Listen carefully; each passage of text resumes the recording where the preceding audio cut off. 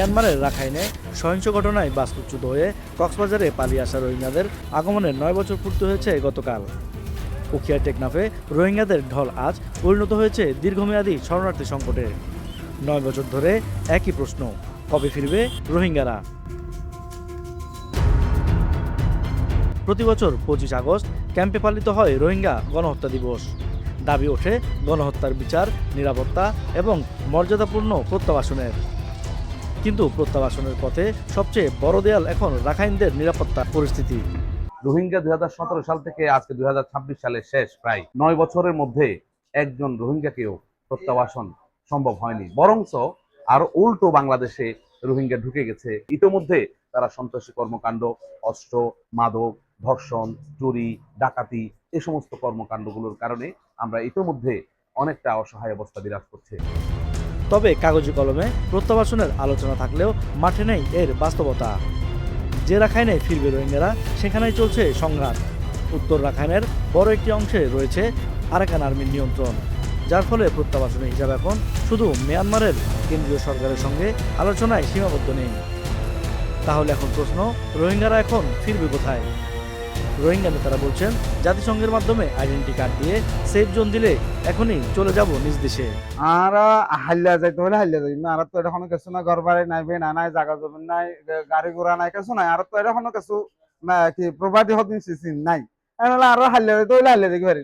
তো মেইন মামলা হল যে রুট কেস আর কেল্লা হচ্ছে, এটা বাংলাদেশ মানে রিফিউজি কেল্লা হচ্ছে।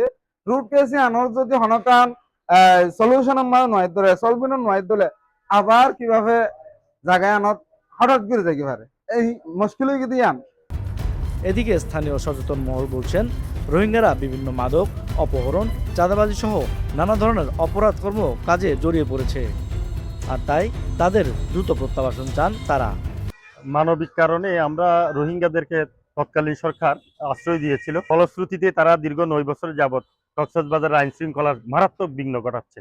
বিশেষ করে ইয়াবার মতো মাদকের মতো যে বিস্তার, সেটি তাদের মাধ্যমেই হচ্ছে।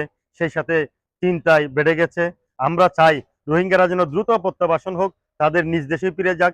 তবে সরকারের শরণার্থী বিষয়ক কর্মকর্তারা জানিয়েছেন, ইতিমধ্যে রোহিঙ্গা সংকট সমাধানে বিশ্ব সম্প্রদায়ের দৃষ্টি সরে গেছে। সরকার রোহিঙ্গাদের নিরাপদ প্রত্যাবাসন নিয়ে কাজ করছে। সে সাথে আন্তর্জাতিক সম্প্রদায়কেও এই সংকট সমাধানে এগিয়ে আসার আহ্বান জানিয়েছেন শরণার্থী, ত্রাণ ও প্রত্যাবাসন কমিশনার মিজানুর রহমান। রিপাট্রিয়েশন তো অবশ্যই আমাদের করতে হবে এবং এটি আমাদের একমাত্র লক্ষ্য। দুর্ভাগ্যজনকভাবে মিয়ানমার এবং মিয়ানমারের সাথে সংশ্লিষ্ট যে কর্তৃপক্ষরা রয়েছেন ওই পারে, তাদের প্রস্তুতি সেইভাবে লক্ষণীয় নয়। রোহিঙ্গারা যেই কারণে বাংলাদেশে প্রবেশ করেছে, তাদের প্রাণ রক্ষার, তাদের জীবন বাঁচানোর জন্য, সেই জীবন বাঁচানোর কোনো গ্যারান্টি এখন পর্যন্ত মিয়ানমার কর্তৃপক্ষ নিশ্চিত করতে পারেনি বলে রিপাট্রিয়েশনটা হয়নি। রাখাইনের সংঘাত, বদলে যাওয়া নিয়ন্ত্রণ এবং নিরাপত্তা অনিশ্চয়তা সব মিলিয়ে রোহিঙ্গা সংকট এখন আরও তীব্র। তবে স্থানীয়দের নানামুখী সংকট থেকে বাঁচাতে খুব দ্রুত সময়ের মধ্যে রোহিঙ্গা প্রত্যাবাসনের দাবি সচেতন মহলের। এস এম আরজ, বাংলাদেশ বেতার, কক্সবাজার।